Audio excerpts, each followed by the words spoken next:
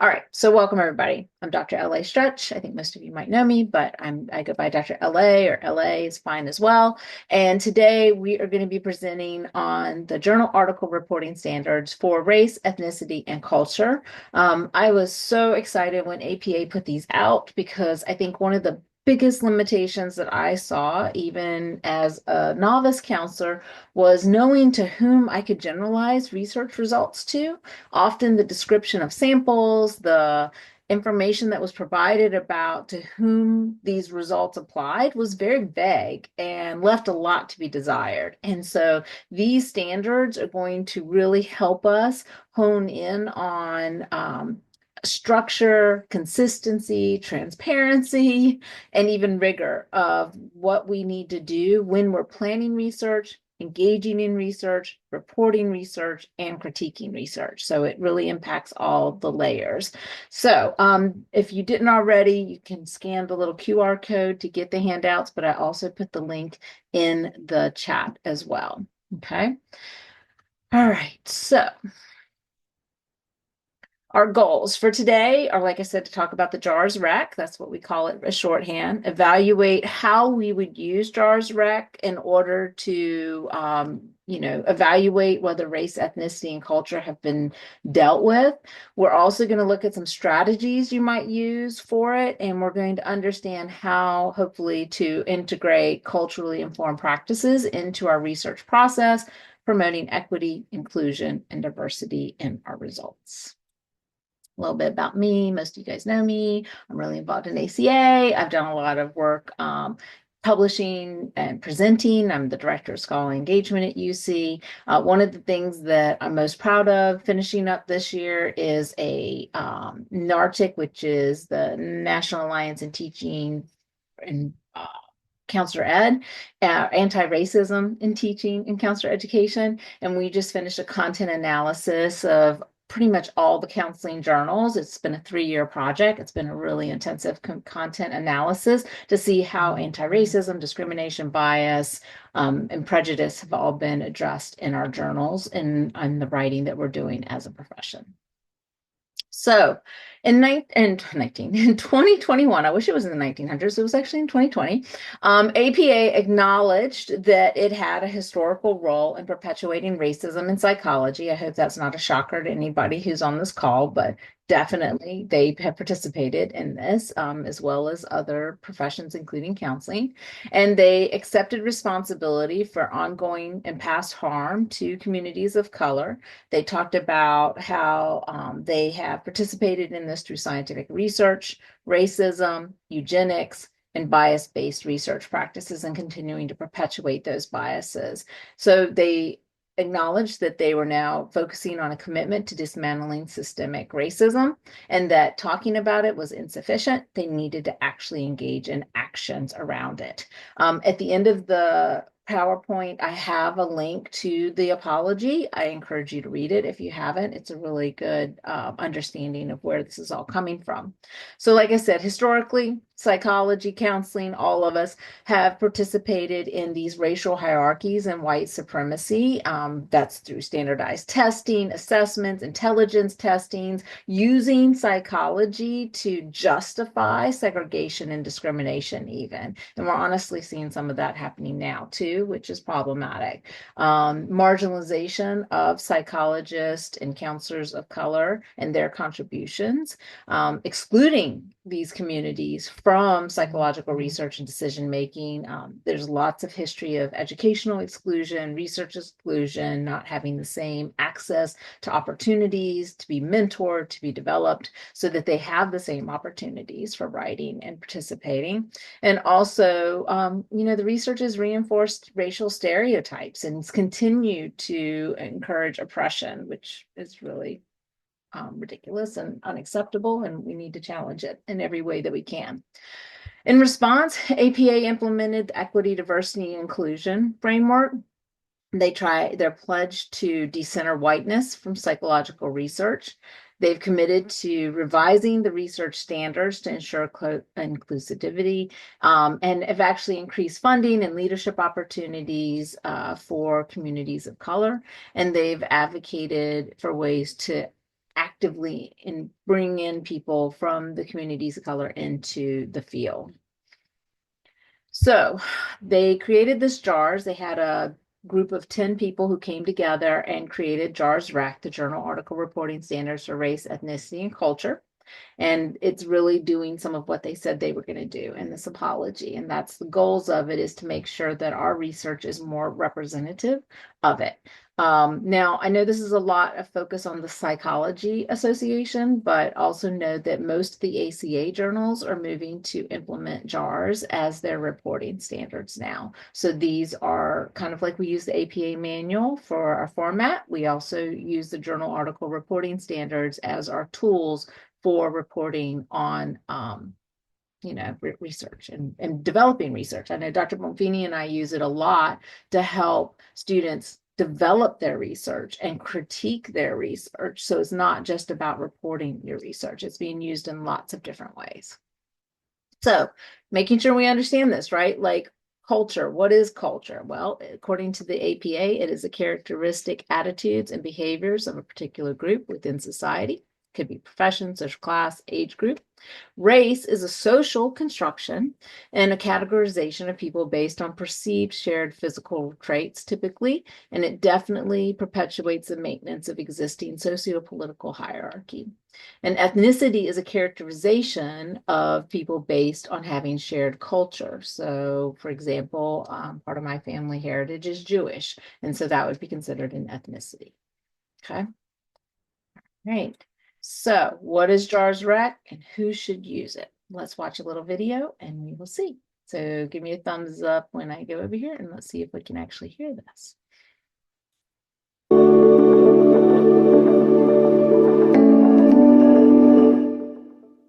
Introducing the APA-style Journal Article Reporting Standards for Race, Ethnicity, and Culture, or JARS REC. A pivotal addition to the original APA-style Journal Article Reporting Standards, or APA-style JARS. These standards are designed to be globally relevant, ensuring that the same rigorous criteria can be applied across different regions, considering the diverse contexts and definitions of race, ethnicity, and culture around the world. APA-style JARS were developed with the goal of making psychological science more transparent and rigorous. The reporting standards are freely accessible online and offer guidance on the information that should be included in a scientific manuscript.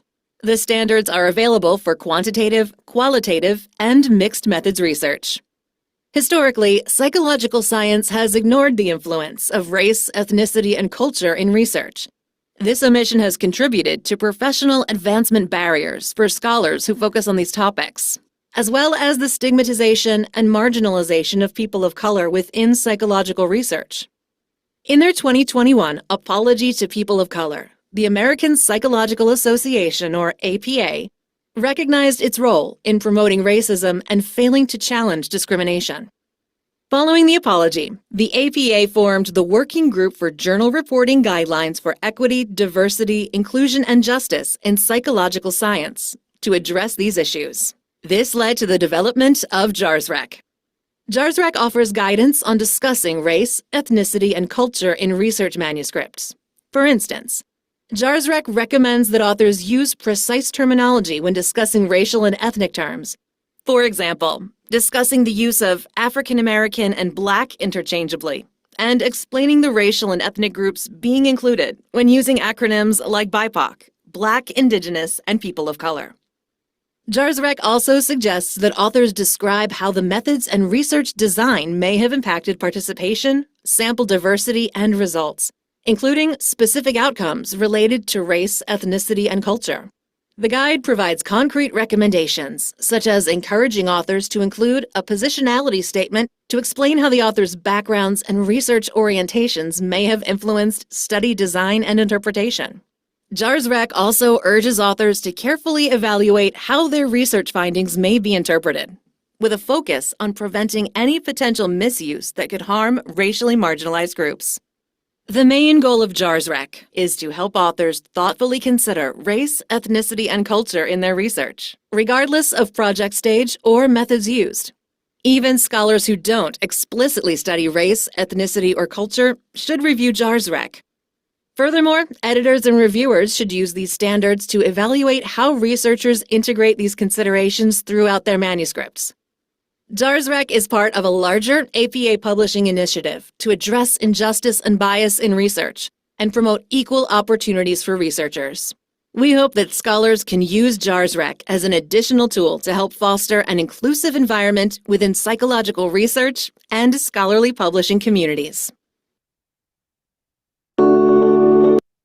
Okay, so before I move on, let's try to have a little bit of a conversation. So, how do you see this impacting your work, whether as a counselor educator, a doctoral student? How could you see you using JARS Rack before we jump into ways to use it? Thoughts? This is where I play my Jeopardy music.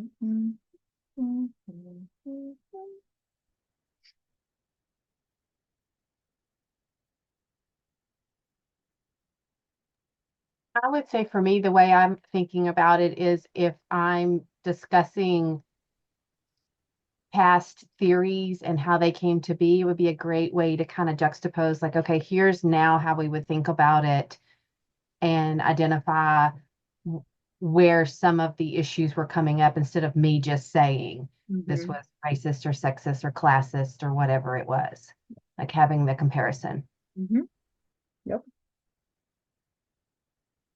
Kind of build on that, Susan. I mean, I could see, looking at some of the seminal works for some of our theoretical orientations, right? And using JARS Rec as an analysis tool for it. Like, what's missing from this study?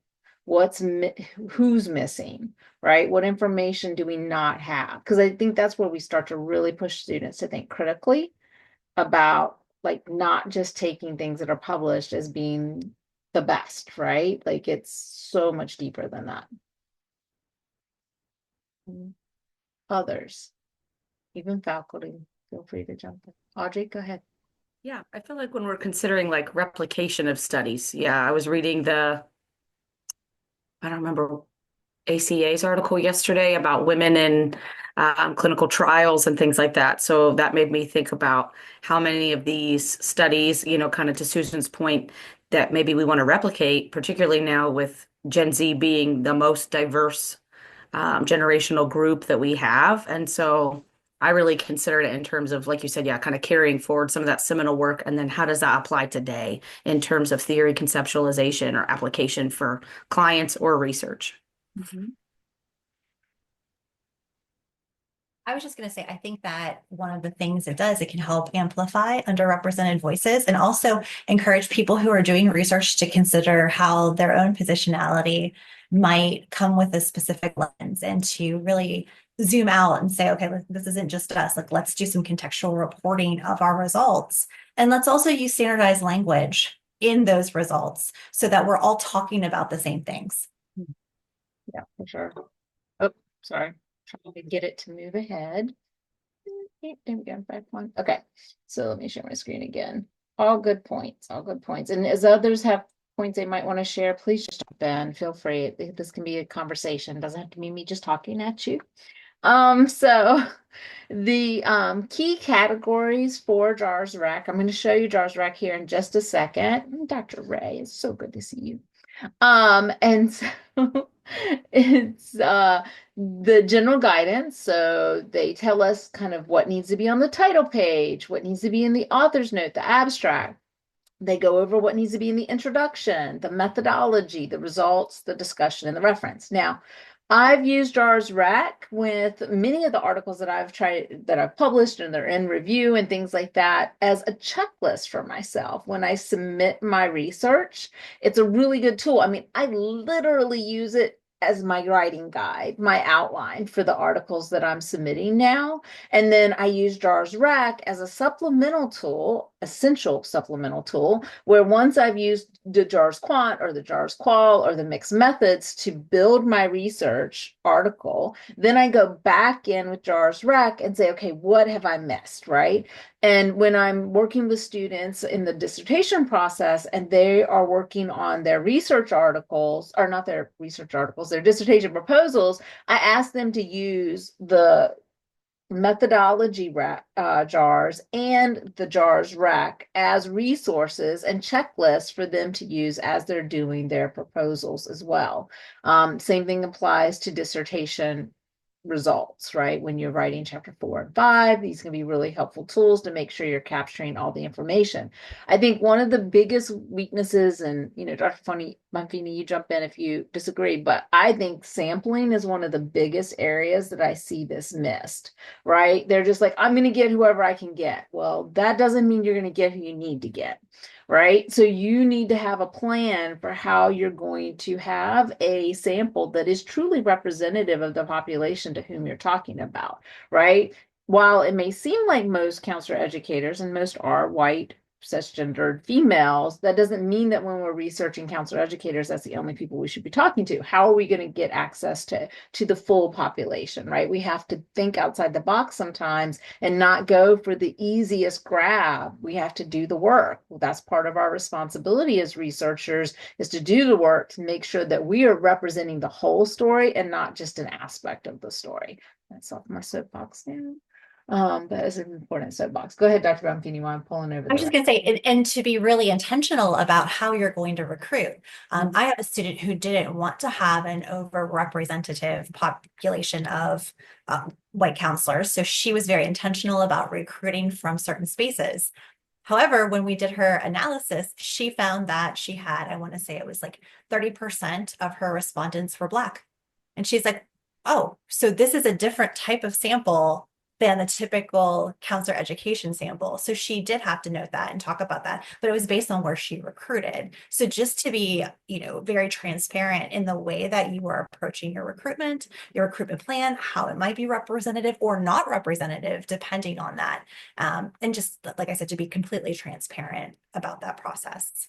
Which also means we need to be using current data, right? Sometimes I'll see students use, like they'll say, okay, this population is typically this. They're citing something from 2009. And I'm like, how is that helpful? Right? Like, no, I need it to be as current as possible, like within the last year, the last 2 years, which might mean I got to make a phone call to K-CREP. I got to make a phone call to you and, to whatever group I'm supervising or researching, right? So it's like not just thinking, okay, if I can pull it from the internet, that makes it all that I can do. No, you can make phone calls, you can send emails, you can go to conferences, you can talk to people, like dig deeper. That's part of what being a researcher is not just accepting things as they are presented, but going beyond that and really asking questions about it, right?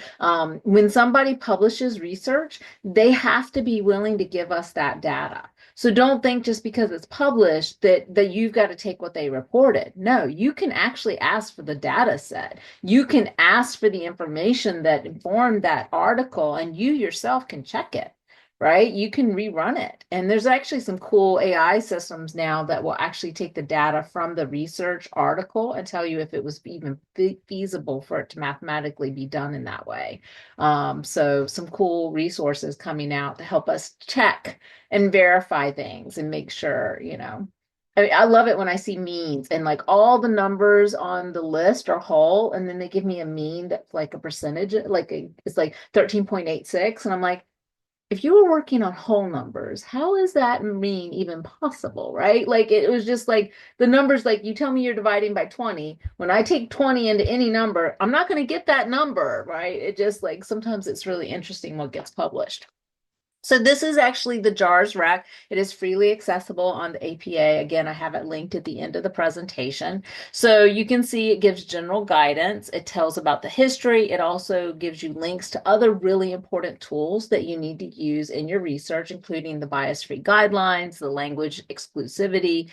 Consort equity is a larger group beyond psychology that's looking at health equity to make sure that we're also demonstrating equity in our research, especially in randomized studies.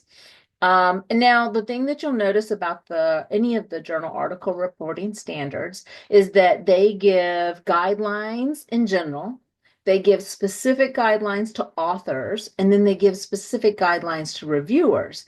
for me, this is helpful because theoretically, when somebody's reviewing something I've done, whether it be a dissertation chair, whether it be a committee member, whether it's an editorial staff, journal reviewer, they're supposed to be following these guidelines. So I know what they're looking for before I even submit, before I even write this. And yes, I can. Give me a second. Jane, can you grab that and post that for me?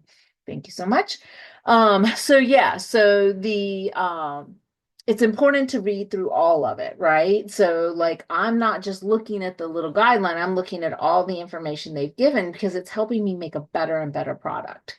Dr. Easley and I just did an article together that we submitted to AMCD, and some of the feedback we got was that we were kind of strong in some of these areas. And the reason that we were strong in some of these areas is because we had used the jars. Right? We had used jars to help guide us. Now, there were things we had to strengthen. There were, we always get feedback, right? I think I've only had one article in all of my career that was accepted without any revisions, and that was a miracle. Most of them are going to be review after review after revision after revision, just like dissertation. And so, but these can help us have even better products, right? I mean, it's very detailed, right? Even down to author's note.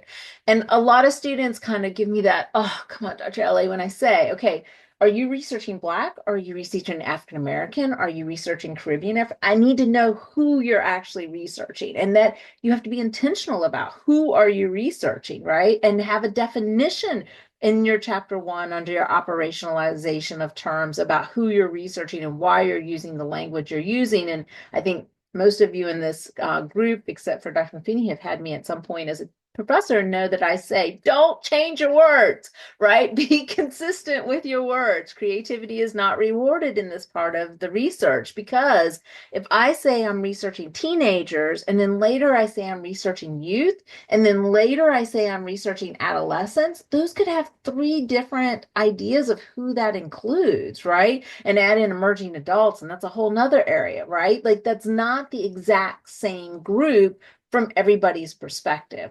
The other thing to know is that researchers often use different language than practitioners. And that is an important distinction as well. If you're writing or doing research that you're hoping is going to be consumed by practitioners, you may want to use the practitioner language, right? If you're writing and doing things strictly for research, then you might be using more research terms. An example that's not actually race and ethnicity culture, but was one that I really struggled with previously was in North Carolina, we have year-round schools.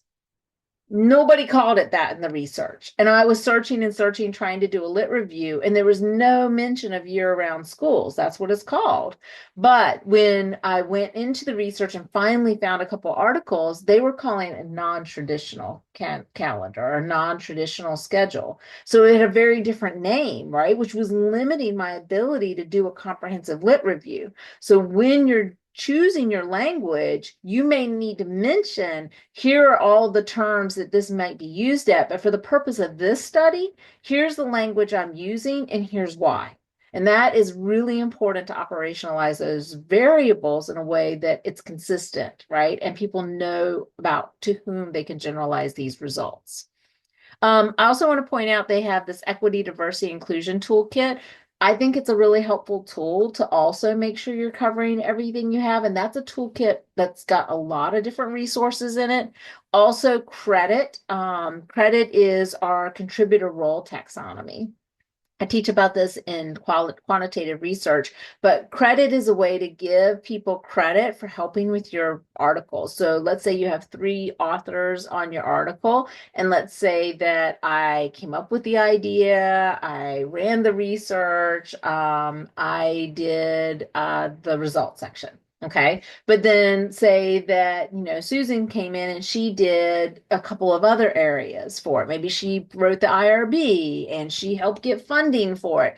Well, credit gives me little numbers that I can put above the person's name, or at the end of the article, I can list the numbers after the person's name to say exactly how they contributed to the study. And every now and then there's somebody who maybe didn't rise to the level of authorship, but who did a significant contribution. You can recognize recognize them as a contributor, but maybe not have them as an author, which is really good when you get these really massive teams, right? And maybe they didn't actually write the article, but they did contribute to the research, and you want to give them that credit. So that's another great resource. So it talks about the abstract, which is very different than the introduction. Abstract is an overview of the article that will appear in the database, whereas the introduction is the first paragraph that is going to orient your readers to what you did and why you're doing it. And then it talks about a review of relevant literature, which in this particular case, we know that most of our literature is biased. It is like missing so much in it, right? Because it's written off of biased materials, it's done off biased studies, and also that we also have journal article reporting limits, right? So many of the articles that or many of the journals that we publish in have a significant limit of pages. Usually it's anywhere from 23 to 30 pages that you have, including your references, including tables, including figures. So guess what? What are people going to cut out? The details. And so that is one of the biggest challenges in this, is that how do we report transparently and with rigor and still stay within those page limits? I find that honestly easier to do with quantitative than qualitative. When I'm trying to convert a qualitative study to an article, I want to pull my hair out because, and I love my hair, but it's like I'm going to pull it out, right? Because it is so hard to still capture the nuances of the participants without, giving away their identity, but also to capture what they're saying in the space that's given. So it's hard to do both. Let's see what else. Then we go into how did we include and exclude, and then we go into participant characteristics. All important again to let us know to whom we can generalize. Measures, big one here, right? When we're looking at our instruments, are they biased? Do we have validity and reliability for the population with whom we're doing the research? Big gap. If you want to like have a forever research agenda, convert the existing standardized assessments that we have to be racially inclusive. That would keep you busy for 2 or 3 careers. All right. So we have to make sure that the validity and reliability is valid for the population. I see so many people propose or send in articles and things that use instruments that are not valid for the population with whom they're using it. Okay. You don't report validity as a vague resource. Okay. It's this validity, 0.94 content validity for this population. It is an incomplete sentence unless you say for whom that validity was found to be true, under what conditions. Same thing for reliability. It was reliable for this population under these conditions.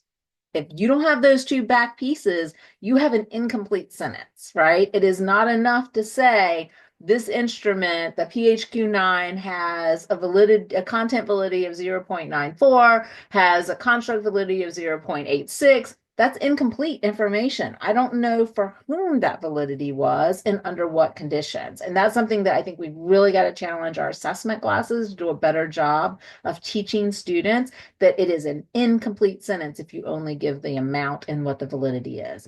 You got to say where it was done, how it was done, under what conditions. Okay, so that's important. And then data collection.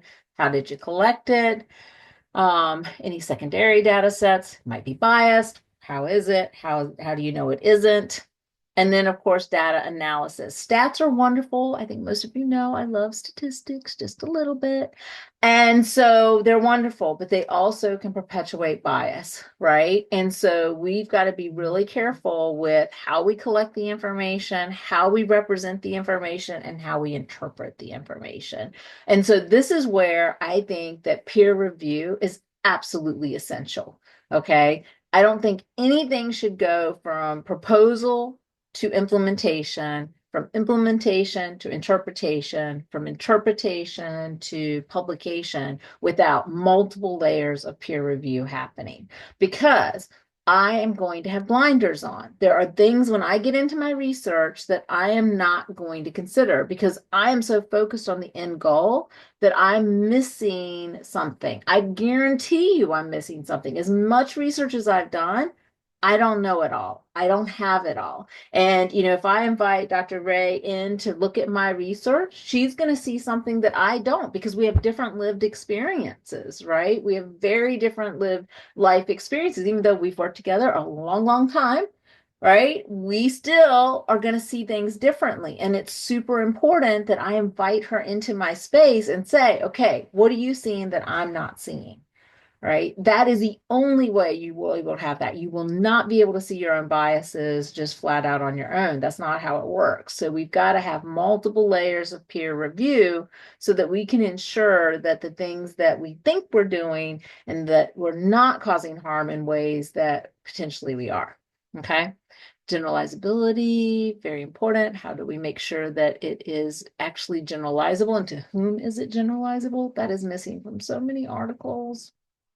The other thing I'll add about generalizability is the other thing that I see, and this is a form of journal bias, is that many journals, and actually, some of you may know Jerry Mize, and I'll just, hi Jerry, calling you out, and I know you're at another meeting, but Jerry sent in something recently and was told that it couldn't be published because it was expected results. And I was like, what? Like this study has never been done. I don't care if the editors think this is something that's to be expected. It's still important for us to actually see like evidence that this is happening, right? And so we have to be careful of journal bias and remember that editors are human and they do have their own biases.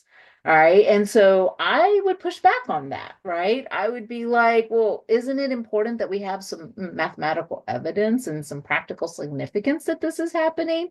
The other side of that, though, is that they will also not publish sometimes non-significant results, which is so dangerous, right? Because I need to know what isn't working just as much as I need to know what is working, right? And so that is another issue that we have. So journals are not God, journal editors are not gods. Like you can push back on them, right? Now, it doesn't mean they're going to publish you in their journal, but I have no problem asking, well, what journal do you think would be a good one for this? And I have to say, I'll call out a few really good editors. Carla Atkinson of the JMCD is an amazing editor. And one of the reasons that I really highlight her is she gives really substantive feedback on her reviews. And she will also tell you, okay, try this other journal. It's not a good fit for JMCD, but here's another. She's really invested in making sure that people's voices get out there and get heard. She sent me the nicest rejection one time. It was like, this is an amazing article. I love it. It's so well written. It's something that's going to be really helpful to the field, not for JMCD. Oh, okay. And she goes, try this other journal. And it was published last month, in that other journal because she was able to help me and bridge that, I didn't know to think about this other article, this other journal. So I think that that's part of our role too, is making sure we're helping people get out there.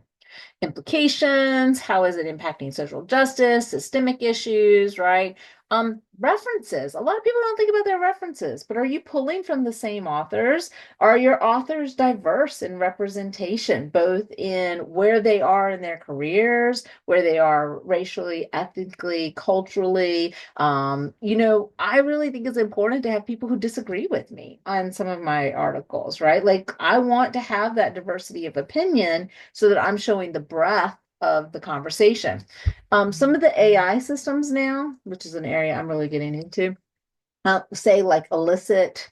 I think Jenny does it too. I know you can do it in deep research with ChatGPT, but some of these AI systems now, if you do your own lit review, which you should be doing, and you bring in the research that you have done, they will help you expand the research, but you can also say, hey, what is the other side of this story? Like, here's what I have found so far. What are the competing opinions? What are the competing research? What's the research that disagrees with me? And they will help you expand that lit review, which I think is a really good use of AI tools to help us make sure that it's more diverse. You could even put in your reference list and say, okay, here's the references I've pulled. who else do I need to cite and reference in this study to make this a more diverse, comprehensive review of the literature? Wow, what a great way to use AI for good, not evil, right? Like that's a good way to do it. Okay. So those are some of the things. And then, just thinking about those pieces, citing outside your discipline. We have to do that a lot when it comes to race, ethnicity, and culture in the counseling field because unfortunately we are slim pickings. So we do have to go outside of our field quite often, in particular areas especially. So I just want to stress that piece. Okay. I just noticed it stayed on that and I apologize. It was flipping on this other one. So let's see. There we go. Okay. So that is, I want to share the actual screen I was trying to share, which was not showing. So let's see if it'll show now. There we go. This was the JARS rec. So this is what you were supposed to be seeing. So let me go back up here. So this is JARS rec. General guidance, title. You can see the guidance here. I've got all these wonderful links. I won't go over everything again, but I'm just going to scroll through it so you can see some of the cool things. Gives a lot of great, great tips. We have converted some of these to spreadsheets now so that you actually have checklists that you can do to make sure that you're answering all those. If that's something you'd be interested in, I'm happy to share them. So just reach out to me. But we actually have, like I said, it's an Excel spreadsheet and it has each of the criteria for each section. And then you can just actually critique the article based off that. We have that for quant, qual, mixed, and the JARS rec, right? All right, so I have a doctor's appointment this afternoon, Karen, so send me a thing and I'll send me an email and I'll make sure you get it. All right, so that is the JARS rec. And research. How will we use this with research? Okay, so it's going to help us with clarity and accuracy, right? So when we are developing our research, when we're conducting our research, and when we're reporting on our research and publishing our research, so all 4 phases, you're going to be able to follow these guidelines and ensure accuracy, thoroughness, transparency, methodological integrity, reproduction, right? I want people to be able to replicate my work. And the more details I give them, the more of these answers that I give to the reporting standards, the more likely they are to replicate it and continue to enhance what we know about race, ethnicity, and culture and different phenomena that we're studying.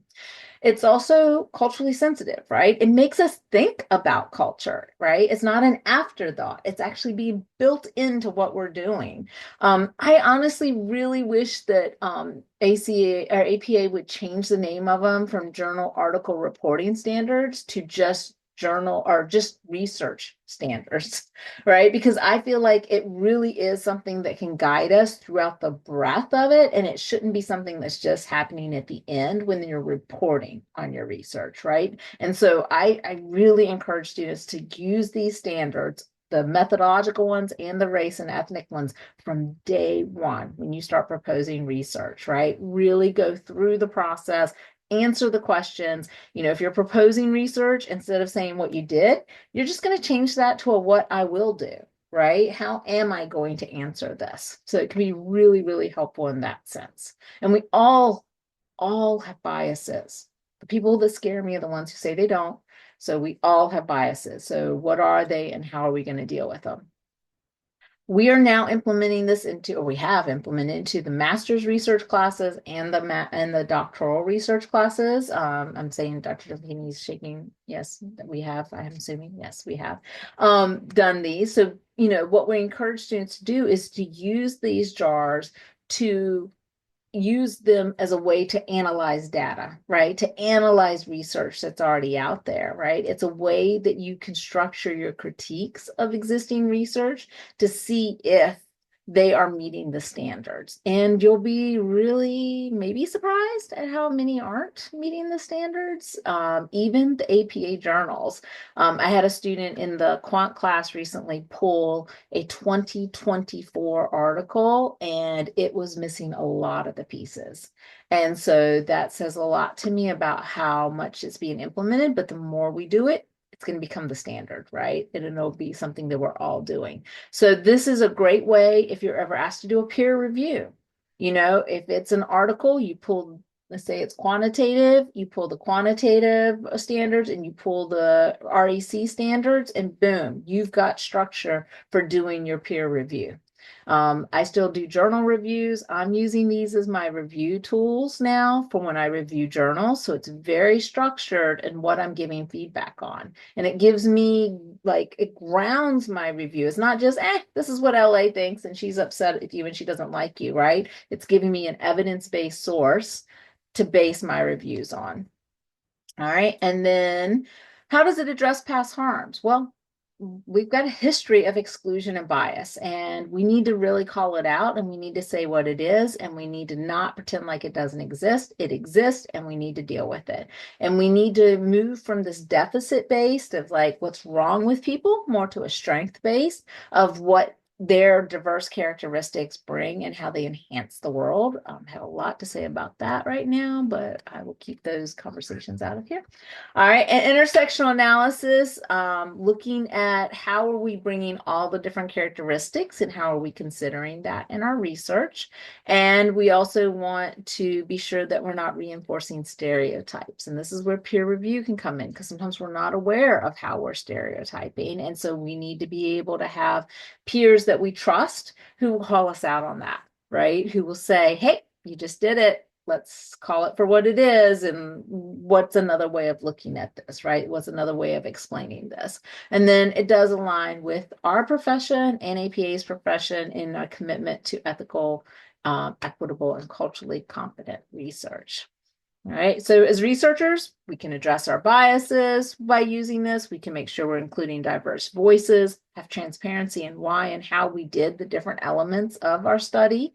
We also can use it as a tool to help us get published and to help make sure that what we're publishing is quality research.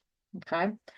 So here are some of the resources that I have for you. The JARSREC website, of course, the standards, and then the video I just showed you, which is on the JARSREC website. And then I also have a study guide that I created that I thought I had up, but maybe I don't. Let me pull it up real quick. So, oh, here, no, I had it. Where did it go?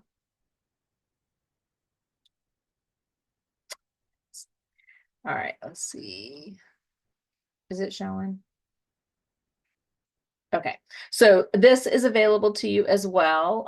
This is something I created for my research classes about JARSREC. And so it goes through, just a general overview. It gives you a timeline to explain that, what the key elements are. So it has a brief summary of each of the elements. Sorry for the screamy kitty. And then some FAQs that sometimes I hear from people about the JARSREC. And then as a little bonus, if you want to do some reflection questions, there's some reflection questions for you to do. And then there are some NCE prep questions as well about the JARSREC. And then at the very end, there is references, glossary of terms, which I love. I love to have a glossary of terms. And then at the very end, we have the answers per LA. They can be argued, but these are the ones that I wrote as the answers for these questions. Okay, so that is the presentation, and there's all my references. And so questions, discussion, what do y'all think?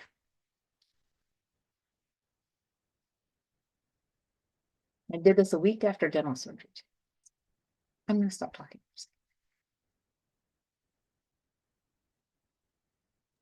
I think this is great. I'm always looking for opportunities to advance my research skills. So this is definitely helpful. Also, I don't know if you could put the slides in the chat too. Should I be. was trying to see if it was on like the announcement anywhere, but I didn't see it. No, here, I'll put it in there. It's there you go. You should be able to get to it there. Okay. Dr. Bonfini, I know you've used this or been working with students on this. What have you noticed? I noticed that it's just a higher quality of work because it's one of those things where you have specific pieces of information that you need to fill in. So I think sometimes students get overwhelmed with, oh, I need to include this participant data and method, and it gets confused. And I think having a streamlined plan of action is really helpful for novice researchers. It's actually really helpful for people who have been in the field for a long time too, because you might think you know, but perhaps the way that you learned has evolved. For example, when I first started in the field, it was APA 6, and I knew APA 6. And Dr. Ray can attest to this. I'll go sometimes and make edits on people's dissertations, and they're like, I thought this was how it's supposed to be. And I'm like, oh. So sometimes it's important for us to keep up with the times and learn new tricks to streamline our own writing and our own research. I also like the fact that just having a way to language certain pieces of information so that we know what we're talking about. So, for example, I have a student right now who is looking at African American women, and it is a very definite population, and that is how she defines it. If she were saying Black women, that would be a different population because it can pull in perhaps people who are here, but they're international. Maybe they're from Jamaica as opposed to being born and bred in the United States, which is a very different lived experience when you're trying to make sure that your population is homogeneous in some way. So I do appreciate the fact that it's like, this is how we speak about this, and this is how we do it in a way that everyone knows what you're talking about. It's not just a term that you pull out from the ether. It is standardized. So we all can compare when we're trying to do a literature review, when we're trying to do an analysis. We know that these populations can match up. I don't know about you, but LA, but I've seen some meta-analyses that like, is this really the same population that you're trying to pull together? Yep. And it doesn't really make that much sense. And there's a specific one I'm thinking about that I have my research method students critique because they're like, wait a minute, you're comparing apples and oranges. Yes. So I just think it's just a better way for replication. It's a better way to communicate data. It's a better way for novice researchers and folks who've been in the field alike to just make sure that we are consistent in our reporting of information. Yeah. And I can't find one of my JARS rec ones right off because I know it's on my other computer, but I wanted to just show y'all what one of these evaluation tools look like. So this one is JARS Quant, and I have Robert's permission to share this as an example. Robert Burdine did. And so it really doesn't matter the design, but this is one that Robert designed. But I love that, as the section, the subsection, how does it align with JARS Quant and what doesn't align? Right? So you're doing both sides of it. And it just really deepens your review of the literature when you're using this type of tool to understand things. And like I said, I just see the power in it, especially for peer review. Like if I had somebody else's proposal and to run it through these and then give them that type of feedback just gives really quality feedback. Mm-hmm. I also appreciate how it helps to demystify this process. It's really easy. Like when it's spelled out this way, Yeah. because I think that's a lot different than saying, oh, you need to write something that is, equitable or that includes XYZ. It's like, okay, well, how? Like what do I do? But this like literally spells it out. It's like it and a part of me is like easy and research does not go together in my brain, but it helps to make it easy. Yeah, I mean, it's a checklist, really. I mean, it's quite literally a checklist. Did I do this? Did I do this? Did I do this? Right? And it gives you really clear standards for what to do and how to do it. So yeah. Other thoughts, questions, comments? Yeah. I have a question. I was thinking about when you were talking earlier about kind of using these standards when we're looking at assessments in general, even if we're not necessarily doing research on them. And so I guess I was just kind of curious about that. I'm teaching assessment here at Wright State in the summer term for the grad students. And so that is something, and I'm TAing for Dr. Linares in advanced clinical assessment right now. And that is something that I've noticed is that students are pulling assessments or matching them to clients or considering how that looks, but maybe it isn't the best fit because of these norm populations or things like that. So I was just curious, how can I have that conversation with my master's level students when they're considering it from the assessment perspective, kind of in that clinical space? Mhm. Yeah. One, I think that there's some work that we could do to revise the JARS rec to adapt it to assessment, but I think it's already in a position where you could use some of the questions from JARS rec to apply it to assessment. Mhm.